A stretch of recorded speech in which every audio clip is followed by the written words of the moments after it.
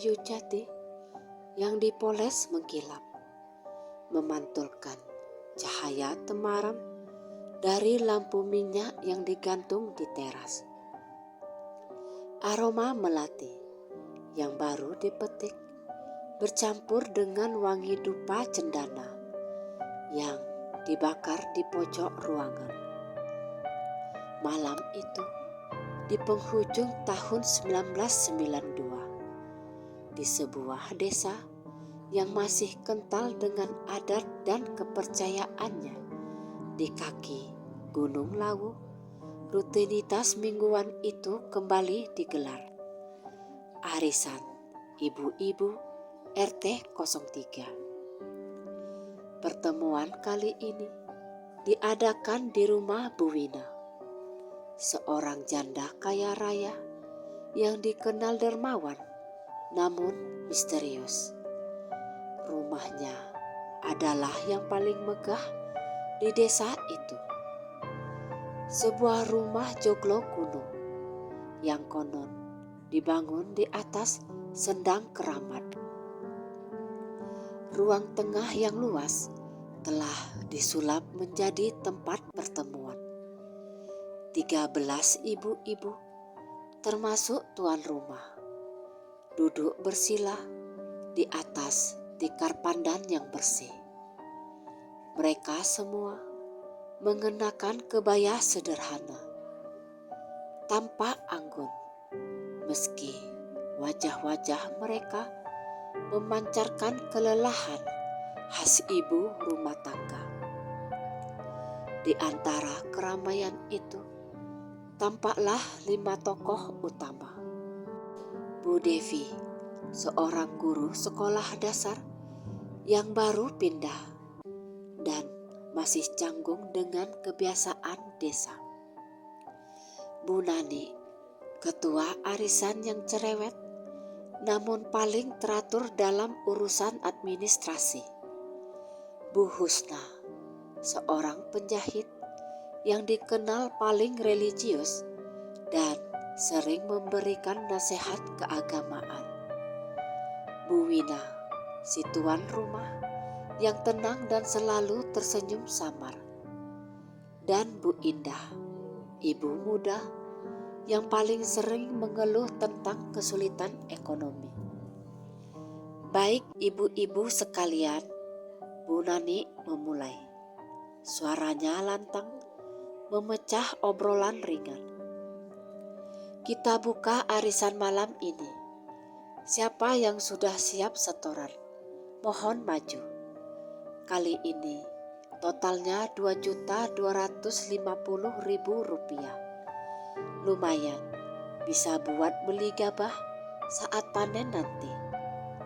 Satu persatu, ibu-ibu maju, menyerahkan lembaran uang ke tangan Bu Nani. Bu Devi, yang setoran arisannya paling besar karena ia ingin segera mendapatkan modal untuk membuka warung kecil, merasakan hawa dingin merayapi punggungnya.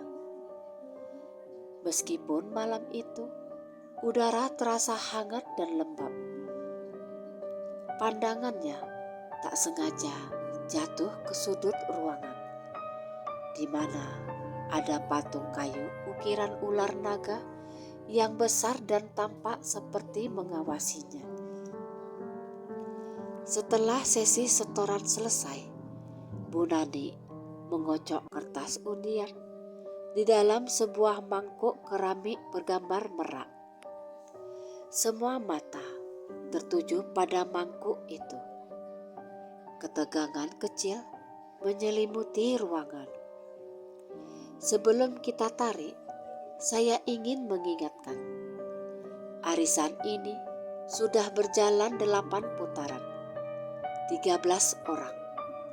Siapapun yang mendapatkan arisan ini di malam ini, tolong pergunakanlah dengan baik. Jangan sampai ada niat buruk, apalagi yang berhubungan dengan darah.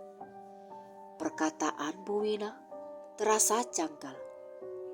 Bu Devi menoleh ke Bu Husna yang duduk di sebelahnya. Wajah Bu Husna tampak pucat.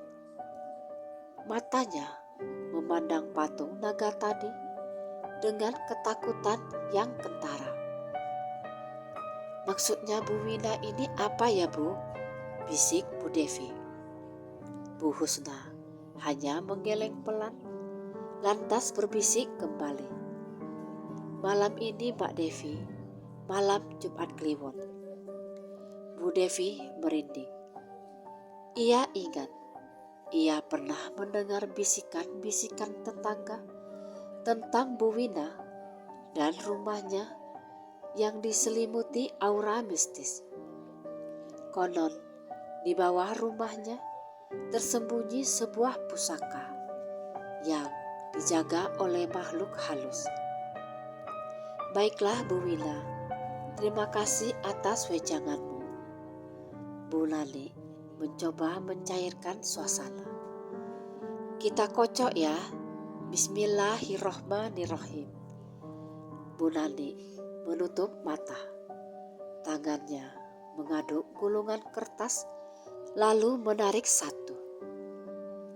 Ia membukanya perlahan. "Arisan kali ini jatuh pada Bu Indah," seru Bu Nani. Ruangan langsung ramai dengan ucapan selamat. Bu Indah yang selama ini selalu tampak murung karena utang dan kebutuhan anaknya yang banyak, langsung menangis terharu. Ia berulang kali mengucapkan syukur. Air mata membasahi pipi. "Alhamdulillah, terima kasih ya Allah. Uang ini bisa untuk menebus perhiasan yang kugadaikan, dan sisanya untuk modal suamiku," isak Bu Indah. Saat kegembiraan itu memuncak, tiba-tiba Bu Wina berdiri. Wajahnya yang tadi tenang, kini tampak serius. "Sebentar Bu Indah, uang memang sudah di tanganmu. Tapi ingat, arisan ini memiliki janji.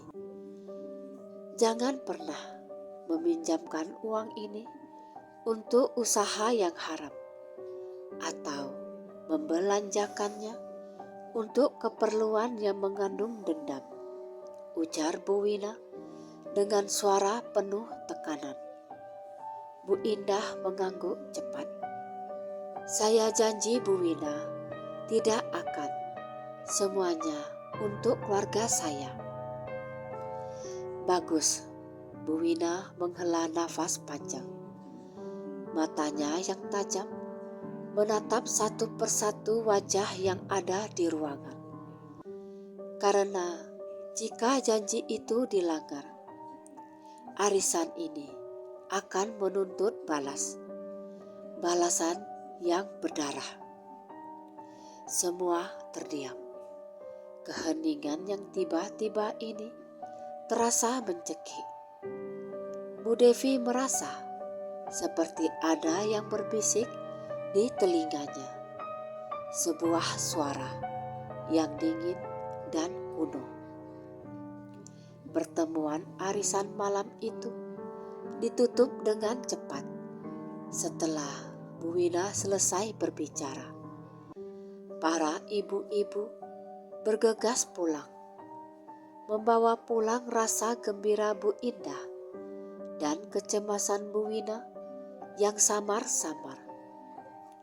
Keesokan harinya, Bu Devi berbelanja di pasar desa.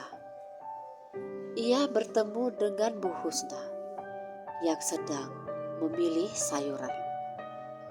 "Bu Husna, soal semalam itu," Bu Devi mendekat. "Apa maksud Bu Wina dengan arisan yang menuntut balas berdarah?" Bu Husna menarik Bu Devi menjauh dari keramaian ke sebuah pojok dekat kios rempah-rempah. Ia berbisik, Wajahnya tampak lelah dan ketakutan. Mbak Devi, rumah Bu Wina itu berbeda. Bapak saya dulu seorang perangkat desa. Beliau pernah cerita, arisan itu bukan arisan biasa. Dulu sebelum arisan kita, ada arisan ibu-ibu lainnya. Mereka memulai arisan yang sama, di tempat yang sama, tapi dengan niat yang buruk. Niat buruk? Iya, mereka mengumpulkan uang untuk menyewa dukun santet demi mencelakai istri kepala desa yang baru. Mereka cemburu. Mereka ingin mencelakai saingannya. Bu Husna menggigit bibir bawahnya. Mereka melanggar janji Bu Wina saat itu. Janji untuk tidak menggunakan uang arisan untuk kejahatan yang berkaitan dengan darah atau nyawa orang lain. 3 hari setelah itu, apa yang terjadi? Desak Bu Devi. Ibu yang dapat arisan saat itu ditemukan meninggal dengan darah di seluruh tubuhnya, seolah-olah dicekik oleh sesuatu yang tak terlihat. Dan anehnya, uang arisan itu raib, tak bersisa. Bu Husna menelan ludah. Sejak saat itu, Bu Wina selalu mewanti-wanti. Arisan ini seperti punya penunggu yang mengawasi niat jahat para anggotanya. Kalau ada yang berniat jahat, penunggu itu akan mengambil orang itu beserta uangnya. Bu Devi tercengang. Itu adalah kisah mistis yang sangat mengerikan. Ia kemudian teringat pada Bu Indah yang baru saja mendapatkan uang arisan. Lalu Bu Indah, tanya Bu Devi. Semoga Bu Indah benar-benar menggunakan uang itu untuk hal yang baik. Saya hanya takut belakangan ini dia sering murung. Suaminya punya masalah besar dengan utang pada rentenir di kota. Bu Husna menggelengkan kepala dengan cemas. 2 hari berlalu. Bu Devi masih dihantui cerita Bu Husna. Ia mencoba berfokus pada pekerjaannya sebagai seorang guru. Namun, pikirannya terganggu oleh bayangan Bu Indah dan peringatan Bu Wina. Sore itu, Bu Devi berjalan melewati rumah Bu Indah. Rumahnya sepi, pintu depan tertutup, tidak seperti biasanya. Biasanya, suara tawa anak Bu Indah dan mesin jahit Bu Indah akan terdengar samar-samar. Kini hanya keheningan yang menyambut. Bu Devi memutuskan untuk mengetuk. Assalamualaikum Bu Indah. Tak ada jawaban. Ia mengetuk lagi, lebih keras. Tiba-tiba pintu di samping rumah terbuka sedikit. Itu adalah Bu Nani, ketua arisan. Wajahnya tampak tegang dan matanya merah. Mbak Devi, kenapa? Tanya Bu Nani dengan suara tercekat. Saya hanya mampir Bu, ingin lihat Bu Indah. Sejak dapat arisan, dia tak tampak. Bu Nani menarik Bu Devi masuk ke dalam gang sempit. Ia menutup pintu samping rumah Bu Indah dengan tergesa-gesa. Mbak Devi, ada hal buruk terjadi, bisik Bu Nani. Suaranya bergetar. Bu Indah, suaminya menghilang. Dia kabur membawa uang arisan itu. Semuanya, Mbak. Bu Devi terkejut. Apa? Uang 2 juta itu dibawa kabur suaminya? Bu Nani mengangguk. Air mata mulai menggenang di pelupuk matanya. Bu Indah marah sekali. Dia sempat histeris. Dia bilang dia akan mencari suaminya sampai ke ujung dunia. Dan dia akan melakukan apa saja agar suaminya menderita. Bahkan dia sempat bilang dia akan membalas semua ini dengan cara yang paling kejam. Bu, ingatkan peringatan Bu Wila? Tanya Bu Devi dengan keringat dingin membasahi pelipisnya. Saya ingat, saya sudah menasehatinya Mbak Devi. Saya bilang, jangan berpikiran kotor. Tapi dia sudah gelap mata. Dia bilang, uang itu berhak saya gunakan untuk membalas dendam. Bu Nani menunduk. Ketakutan terpancar jelas di wajahnya. Saya takut malam ini adalah malam ketiga sejak Bu Indah mendapatkan arisan itu. Bu Devi dan Bu Nani saling pandang. Pikiran mereka dipenuhi dengan kisah-kisah mengerikan yang diceritakan oleh Bu Husna. Janji yang dilanggar, niat yang kotor, dan balas dendam yang berdarah. Tiba-tiba dari dalam rumah Bu Indah yang gelap terdengar suara gesekan. Pelan tapi jelas. Suara seperti sesuatu yang diseret di atas lantai kayu. Bu Nani dan Bu Devi terdiam. Jantung mereka berdebar kencang. Mereka saling berpegangan tangan. Suara apa itu Bu Nani? Bisik Bu Devi. Bu Nani menggeleng. Matanya terbelalak ke arah pintu. Tadi saya sudah kunci pintunya dari luar. Tak ada siapa-siapa di dalam. Suara gesekan itu berhenti tepat di balik pintu. Lalu terdengar suara ketukan dari dalam. Hanya satu ketukan. Tapi ketukan itu terdengar berat. Seperti ketukan dari sesuatu yang tidak memiliki tangan. Keduanya bergegas mundur tanpa berkata-kata.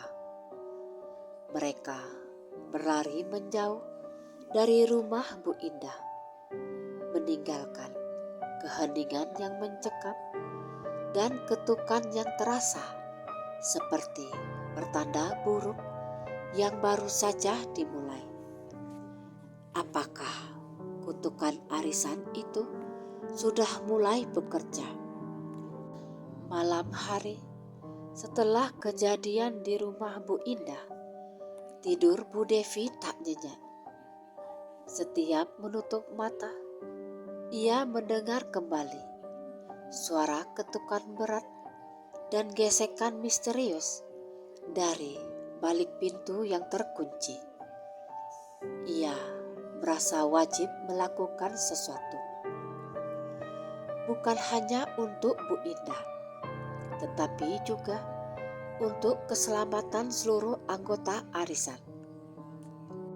Pagi-pagi sekali, Bu Devi mendatangi rumah Bu Husna. Rumah Bu Husna yang sederhana, namun selalu tampak tentram. Menjadi tempat berlindung yang paling masuk akal saat ini. Mengingat Bu Husna adalah satu-satunya yang mengetahui sejarah kelam arisan tersebut. Bu Husna, kita harus bicara dengan Bu Wina, ujar Bu Devi setelah menceritakan apa yang ia dengar dan saksikan bersama Bu Nani. Jika benar ada penunggu yang menuntut darah karena niat buruk Bu Indah, kita harus memohon perlindungan, atau setidaknya mencari tahu cara menghentikannya. Bu Husna mengaduk teh di hadapannya, wajahnya muram. Mbak Devi, Bu Wina itu bukan orang sembarangan. Beliau adalah juru kunci dari perjanjian arisan itu. Beliau tak akan ikut campur, kecuali ada permintaan khusus dari semua anggota yang terlibat. Dan meminta beliau ikut campur berarti mengakui bahwa kita telah melanggar janji.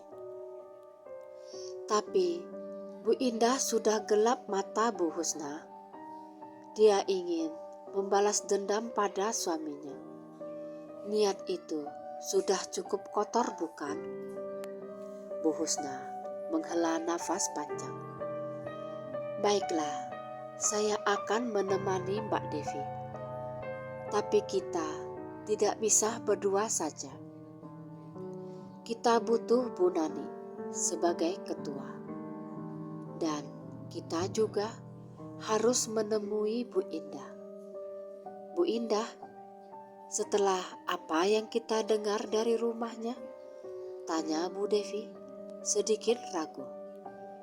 Justru itu, kita harus tahu apakah Bu Indah benar-benar menggunakan uang itu untuk membalas dendam melalui cara-cara kotor, ataukah dia hanya bicara omong kosong saat histeris, tegas Bu Husna. Jika dia sudah terlanjur melangkah ke jalur gelap, kita harus menghentikannya sebelum semuanya terlambat. Sorenya, mereka bertiga, yaitu Bu Devi, Bu Nani, dan Bu Husna, memberanikan diri kembali ke rumah Bu Indah. Bu Nani membawa kunci cadangan. Suasana rumah itu lebih mencekam daripada malam sebelumnya. Udara terasa berat dan aroma wangi melati yang selalu ada di setiap arisan kini berganti menjadi bau kemenyan basah yang menusuk hidung, bercampur dengan bau tanah liat. Dengan hati-hati, Bu Nani membuka pintu. Ruangan depan kosong. Tidak ada tanda-tanda kerusakan, hanya kekosongan yang dingin. Mereka melangkah ke ruang tengah, tempat di mana Bu Indah biasa menjahit. Di atas meja jahit tergeletak selembar kertas lusuh, sepertinya sobekan dari buku tulis. Bu Devi meraihnya. Itu adalah tulisan tangan Bu Indah yang terkesan terburu-buru dan sedikit kacau. Dia harus membayar. Sudah kuberitahu, dia tak boleh mengambil semua yang kumiliki. Dia akan menderita.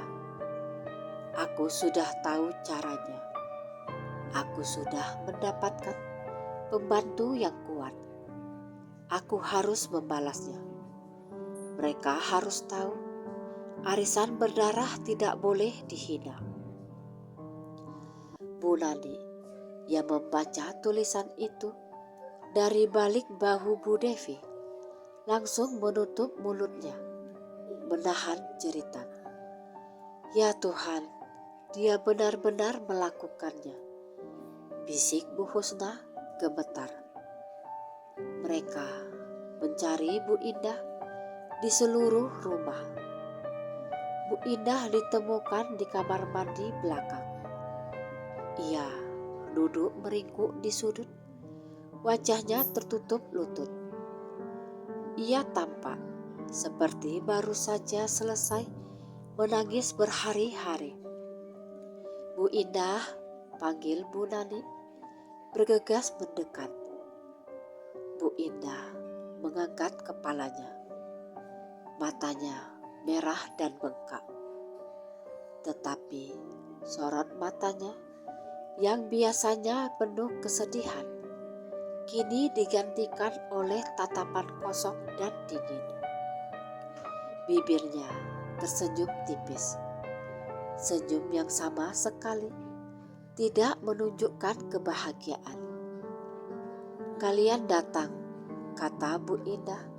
Suaranya serak.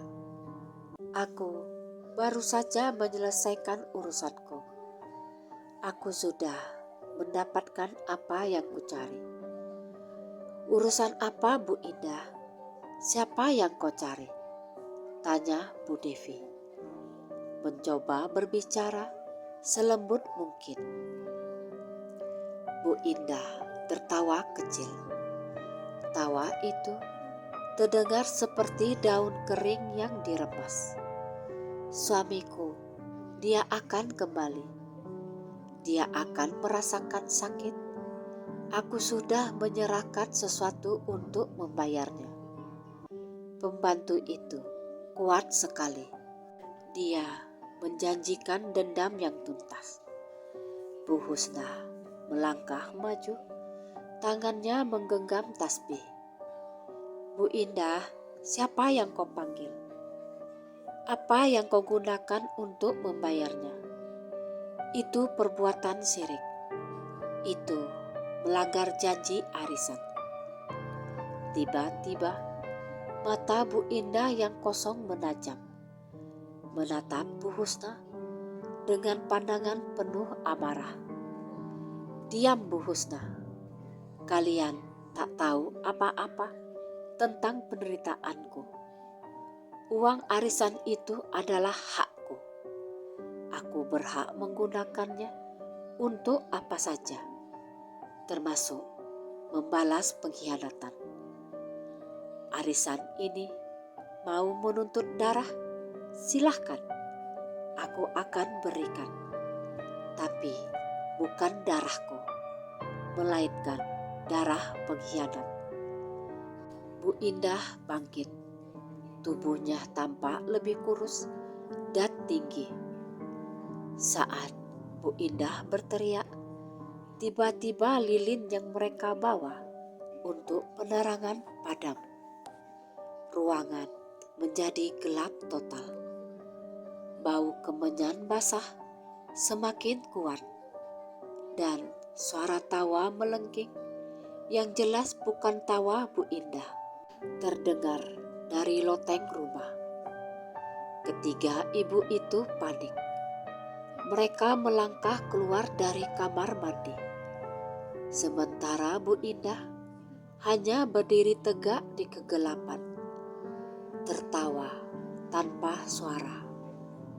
Mereka bertiga berhasil melarikan diri dan memutuskan untuk langsung pergi ke rumah Bu Wina tanpa menunda lagi.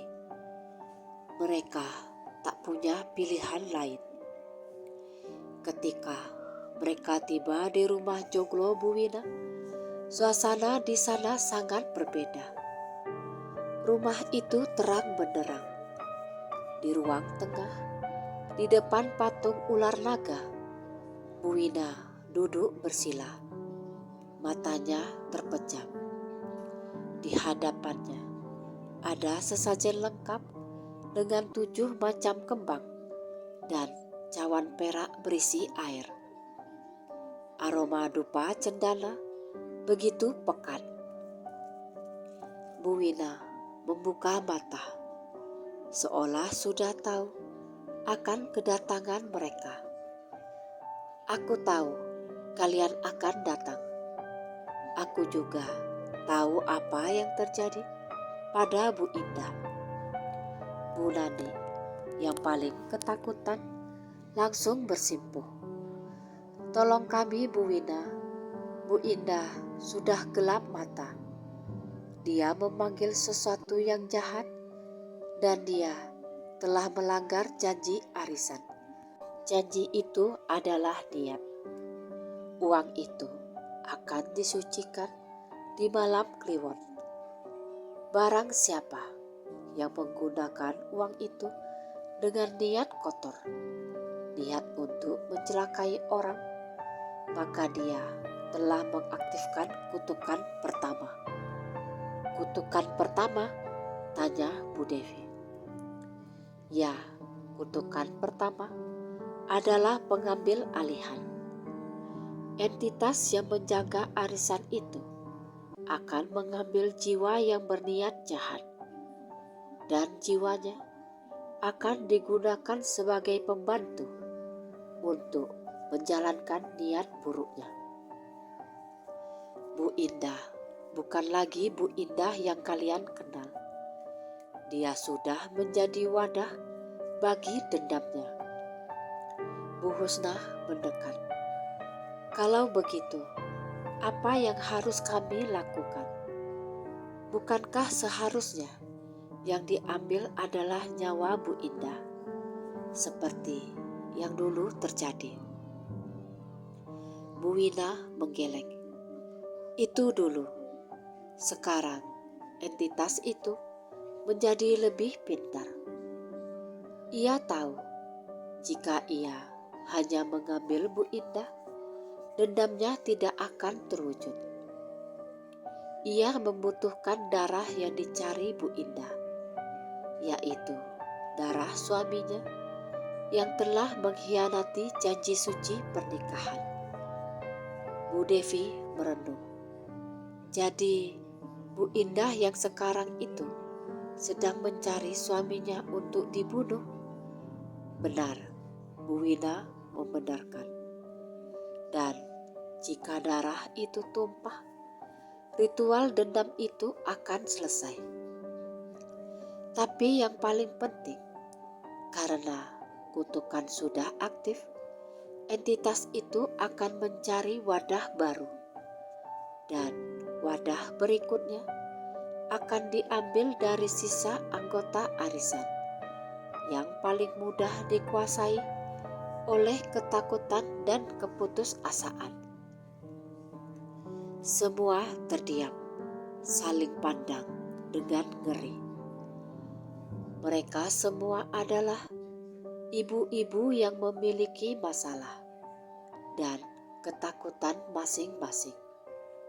Tetapi siapa yang paling mudah dikuasai?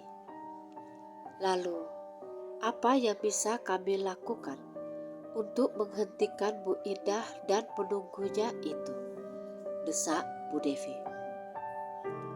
Bu Wina menutup matanya, mengambil nafas dalam-dalam. "Ada satu cara untuk menghentikan kutukan. Kalian harus melakukan ritual penarikan janji.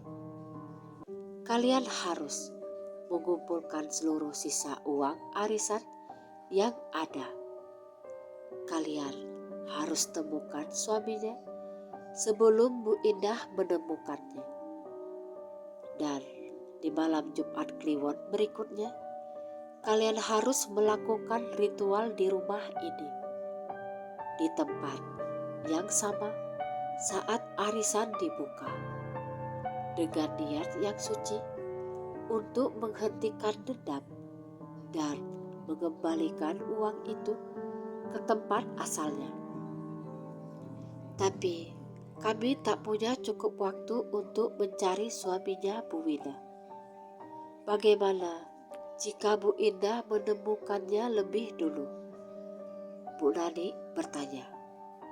Bu Wina menunjuk ke cawan perak di hadapannya. "Di cawan ini ada air dari sendang di bawah rumah ini. Air ini bisa memberikan petunjuk. Aku akan membuka pikiranmu, Bu Devi. kamu memiliki niat yang paling murni dan jiwa yang paling kuat. Kamu akan menjadi penjelajah. Bu Devi menelan ludah. Ia tahu menjadi penjelajah dalam kondisi seperti ini berarti ia harus menghadapi dimensi supranatural. Lihat air ini, Bu Devi, perintah Bu Wida. Bu Devi mendekat, menatap cawan perak itu. Air di dalamnya tampak tenang, memantulkan cahaya lampu minyak. Perlahan, air itu mulai beriak. Bau kemenyan semakin menyengat. Dalam riak air itu, Bu Devi melihat sebuah penglihatan. Sebuah rumah kecil di pinggir hutan jati, jauh dari desa mereka. Di teras rumah itu ada seorang pria yang ia yakini adalah suami Bu Indah yang sedang bersembunyi. Di belakang pria itu tampak bayangan hitam Bu Indah yang mengerikan. Tertawa tanpa suara dengan mata yang merah menyala. Kamu sudah tahu di mana suaminya bersembunyi. Pergilah, bawa dia kembali. Jika dia kembali dan memohon maaf, janji dendam Bu Indah akan melemah. Hanya itu yang bisa kita lakukan. Selebihnya hanya kekuatan iman yang bisa menyelamatkanmu. Bu Devi mengangguk. Hatinya dipenuhi tekad yang bulat. Demi keselamatan seluruh ibu-ibu di desa, ia harus melakukan perjalanan berbahaya ini. Perjalanan yang akan membawanya berhadapan langsung dengan kekuatan yang menguasai arisan berdarah. Pagi itu, Bu Devi ditemani oleh Bu Husna, mempersiapkan segala kebutuhan untuk perjalanan. Bu Nani, karena sangat ketakutan, memutuskan untuk tetap tinggal di desa. Bertugas mengumpulkan sisa uang arisan dari anggota lain. Bu Husna membawa tasbih dan beberapa jimat penolak bala dari ayahnya. Sementara Bu Devi hanya berbekal keberanian dan petunjuk yang didapatnya dari air kerabat Bu Wida. Sebuah rumah kecil di pinggir hutan jati di kawasan timur Lawu. Mereka menyewa mobil angkutan desa tua yang dikemudikan oleh Pak Min. Perjalanan memakan waktu hampir sehari penuh, melintasi jalan berliku dan berdebu. Bu Devi terus memikirkan wajah Bu Indah yang dingin dan tatapan kosongnya. Ia merasa kasihan, tetapi juga tahu bahwa ia berpacu dengan waktu untuk menyelamatkan nyawa suami Bu Indah. Dan yang lebih penting lagi, menyelamatkan jiwa Bu Indah itu sendiri. Mbak Devi, kita harus sampai sebelum malam tiba, kata Bu Husna cemas sambil terus bersikir. Kekuatan jahat yang menguasai Bu Indah akan mencapai puncaknya saat matahari terbenam. Sekitar pukul 4 sore, mereka tiba di batas desa terakhir sebelum masuk ke kawasan hutan jati yang lebat dan tampak angker. Pak Min menolak melanjutkan perjalanan. Maaf Bu, saya hanya bisa mengantar sampai sini saja, kata Pak Min. Wajahnya pucat. Kawasan hutan di depan itu sering disebut hutan wadal. Angker sekali, Bu. Tak ada yang berani masuk saat sore, apalagi di malam hari. Bu Devi dan Bu Husna memutuskan untuk melanjutkan dengan berjalan kaki. Mereka berterima kasih pada Pak Min dan memulai pendakian kecil memasuki rimba jati yang sunyi. Pepohonan yang tinggi dan rapat membuat suasana terasa gelap meskipun hari masih sore. Kita harus cepat, Bu Husna, kata Bu Devi. Setelah berjalan sekitar hampir 1 jam, mereka menemukan apa yang Bu Devi lihat dalam penglihatan di cawan perak. Sebuah rumah kecil yang terbuat dari bambu dan kayu tersembunyi di balik semak-semak. Rumah itu tampak terpencil dan tak terawat. Tepat saat mereka mendekat, suara langkah kaki terdengar dari dalam. Itu dia, suami Bu Indah pasti di dalam, bisik Bu Husna. Mereka berdua bergegas menuju pintu. Bu Devi mengetuk. Permisi, kami dari desa. Kami datang untuk menolong. Pintu terbuka sedikit. Di sana berdiri seorang pria dengan wajah kuyuh dan mata yang ketakutan. Itu adalah Pak Jono, suami Bu Indah. Siapa kalian? Bagaimana kalian bisa tahu aku di sini? Tanya Pak Jono. Suaranya parau. Kami tahu dari Bu Wina. Dengarkan kami, Pak Jono.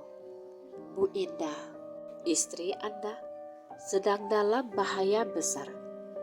Dan Anda juga. Kami harus membawa Anda kembali ke desa agar ritual dendamnya tidak tuntas, kata Bu Devi. Pak Jono tampak kebingungan. Ritual apa? Saya tak mengerti. Saya hanya lari karena takut dihakimi warga. Saya akui, saya bersalah. Saya gunakan uang arisan itu untuk membayar utang dan berjudi lagi. Tapi tiba-tiba suara lengkingan yang mengerikan terdengar dari arah hutan, diikuti oleh bau kemenyan basah yang menusuk hidung.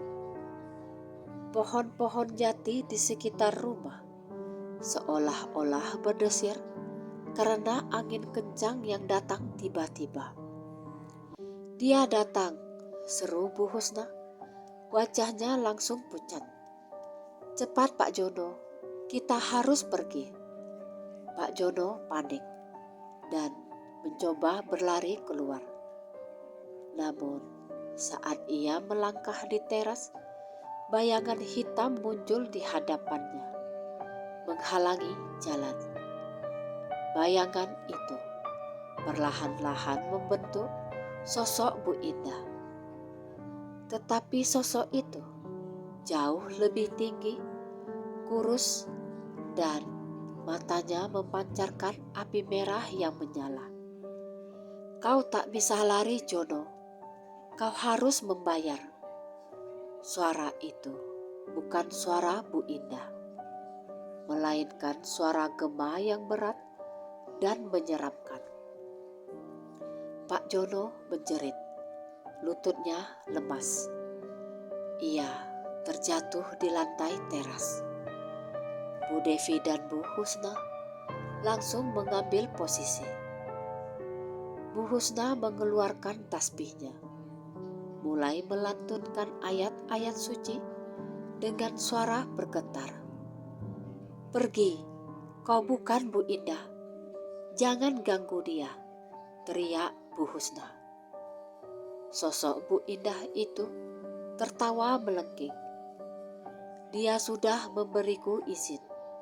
Dendamnya adalah makananku, dan darahnya adalah jamu yang harus kuminum. Bu Devi menyadari bahwa ia tidak bisa melawan kekuatan ini dengan fisik. Ia menutup mata dan mengingat nasihat Bu Wina, niat yang suci. Ia harus mengembalikan kesadaran Bu Indah yang asli. Bu Indah, teriak Bu Devi. Ini saya Bu Devi. Ingat anak-anak Anda. Ingat kebahagiaan Anda saat mendapatkan uang arisan itu. Anda berjanji akan menggunakannya untuk hal baik. Jangan biarkan entitas jahat ini mengambil jiwa Anda. Sosok itu tampak goyah sejenak. Mata merahnya meredup. Sepertinya suara Bu Devi berhasil menyentuh sisi kemanusiaan Bu Indah yang terperangkap. Diam, dia sudah menyerah. Dia ingin membalas. Raung suara entitas itu mencoba menguasai kembali tubuh Bu Indah. Bu Devi melangkah maju. Tangannya diulurkan. Ia memberanikan diri mendekat ke sosok yang mengerikan itu. Saya tahu Anda menderita Bu Indah, tapi dendam ini hanya akan menghancurkan Anda. Jika suami Anda mati, Anda akan hidup dengan penyesalan selamanya. Suami Anda mengakui kesalahannya. Dia menyesal. Tolong, kembalilah. Saat Bu Devi mengucapkan kata-kata itu, Pak Jono yang masih gemetar di lantai perlahan-lahan bangkit. Ia melihat istrinya yang dikuasai roh jahat itu, dan rasa bersalahnya memuncak. Indah, aku minta maaf. Aku menyesal. Aku akan bayar semua utangku. Aku janji akan menjadi suami yang lebih baik. Tolong lepaskan aku dan lepaskan dirimu, teriak Pak Jono. Suaranya penuh penyesalan yang tulus. Pengakuan tulus dari Pak Jono dan teriakan tulus Bu Devi menciptakan riak energi yang kuat. Sosok Bu Indah mulai mengepul seolah-olah terbakar dari dalam. Tidak, tidak bisa. Raungan itu terdengar menyakitkan. Tiba-tiba, Bu Husna yang terus berzikir melihat adanya kesempatan. Ia melemparkan air yang telah ia bacakan ayat-ayat suci ke arah sosok itu. Dan sosok itu menjerit kesakitan. Bayangan hitam itu terlepas dari tubuh Bu Indah dan melesat cepat ke arah hutan, meninggalkan aura bau busuk dan kemenyan. Bu Indah jatuh terkulai di teras. Tubuhnya kembali ke bentuk aslinya, tetapi ia pingsan kelelahan. Di sampingnya, Pak Jono langsung memeluk istrinya, menangis terseduh-seduh. Indah, maafkan aku Indah. Malam itu, Bu Devi, Bu Husna dan Pak Jono yang menggendong Bu Indah berjalan kembali menuju desa.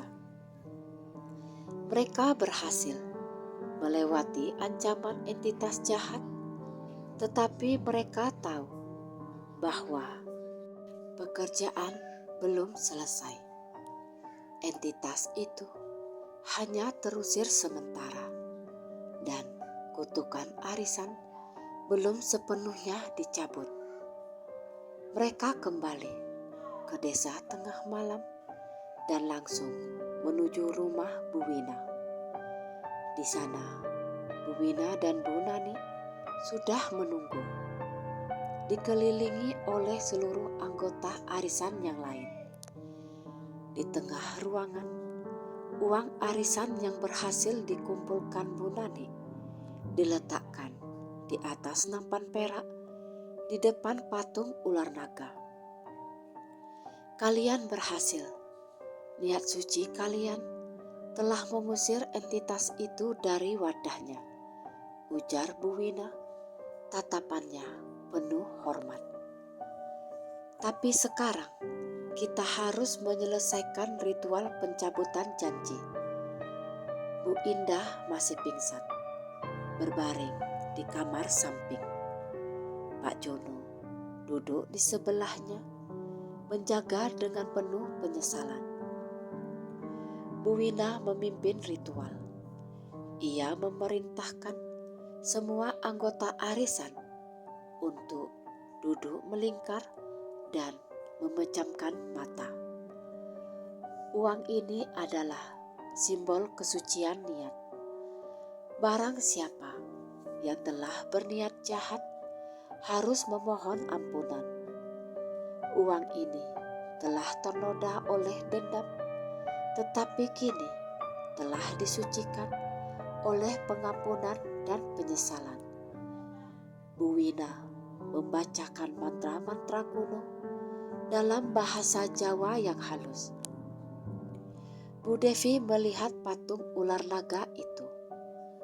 Matanya yang terbuat dari batu merah kini bersinar-sinar. Seluruh ruangan terasa bergetar dan angin dingin berputar di tengah ruangan. Sekarang kalian harus mengucapkan janji baru, perintah Bu Wina. Semua anggota arisan, termasuk Bu Devi dan Bu Husna, serempak mengucapkan janji. Kami berjanji akan menggunakan rezeki dari arisan ini hanya untuk kemanfaatan dan kebaikan, menjauhi segala niat jahat dan dendam. Kami mencabut janji kotor dan menggantinya dengan janji persaudaraan. Saat janji itu selesai diucapkan, patung ular naga itu mengeluarkan asap putih yang tebal. Asap itu melayang, membawa serta bau kemenyan yang sempat melekat. Ketika asap menghilang, uang yang ada di nampan perak tampak bersih, seolah baru dicetak. Selesai, kata Bu Wina menghela nafas. Kutukan telah dicabut dan entitas itu telah disegel kembali. Arisan berdarah telah disucikan menjadi arisan persaudaraan. Semua ibu-ibu serempak mengucap syukur. Mereka merasa lega, tetapi mereka tahu perjuangan Bu Indah dan Pak Jono baru dimulai. Saat fajar menyingsing, Bu Indah membuka mata. Pandangannya tidak lagi kosong, melainkan penuh kebingungan dan kelelahan. Ia melihat suaminya di sampingnya. Jono, panggil Bu Indah. Pak Jono meneteskan air mata. Aku di sini, Nda. Aku minta maaf. Mari kita mulai lagi ya. Bu Indah hanya mengangguk, lalu menoleh ke arah Bu Devi. Terima kasih Bu Devi, katanya dengan suara kembali normal. Anda telah menyelamatkan saya dari diri saya sendiri. Bu Bu Devi tersenyum lega. Mereka berhasil, tetapi satu hal masih mengganjal. Kemana uang arisan Bu Indah yang dibawa kabur? Jika uang itu sudah digunakan untuk membayar hutang dan berjudi, mengapa uang di nampan perak itu tetap utuh? Setelah ritual pencabutan janji selesai, suasana di rumah Bu Wina terasa ringan dan damai. Matahari pagi menyinari ruang tengah yang kini bersih dari aura gelap. Para anggota arisan tampak lelah namun bahagia. Mereka telah melewati ujian terberat yang melibatkan nyawa dan keyakinan. Bu Nani sebagai ketua menghampiri Bu Devi dan Bu Husna. Saya tak tahu bagaimana harus berterima kasih. Kalian telah menyelamatkan kita semua. Bu Husna tersenyum. Ini adalah pelajaran Bu Nani, bahwa niat baik harus selalu dijaga, dan arisan ini harus menjadi tali persaudaraan, bukan sarana untuk memuaskan ketamakan atau dendam. Mata Bu Devi tertuju pada nampan perak yang berisi tumpukan uang arisan, yang sebagian besar berasal dari setoran anggota lain. Namun, ada satu pertanyaan besar yang mengganjal hatinya sejak semalam. Ia memutuskan untuk bertanya langsung pada Bu Wina. Bu Wina, Bu Devi mendekat. Saya mengerti, uang setoran kami sudah utuh. Tapi bagaimana dengan uang arisan Bu Indah?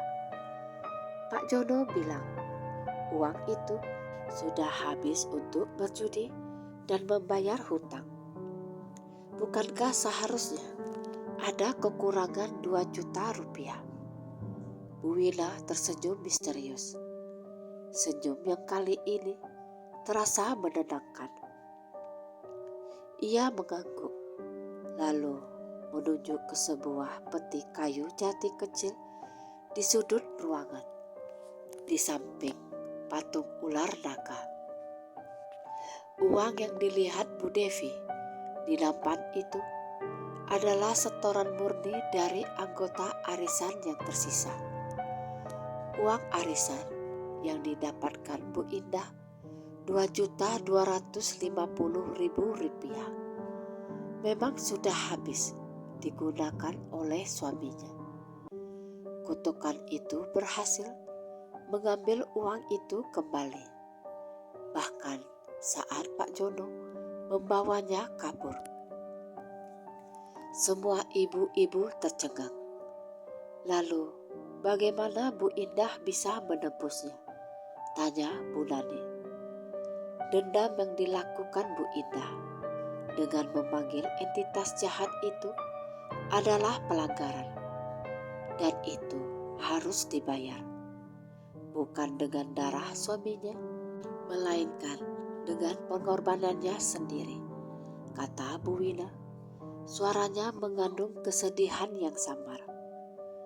Bu Wina lantas membuka peti kayu itu perlahan. Di dalamnya tergeletak tumpukan perhiasan emas, kalung, gelang dan cincin. Semuanya tampak kuno dan berharga. Ini adalah warisan turun-temurun dari keluargaku, kata Bu Wina. Suaranya sedikit bergetar.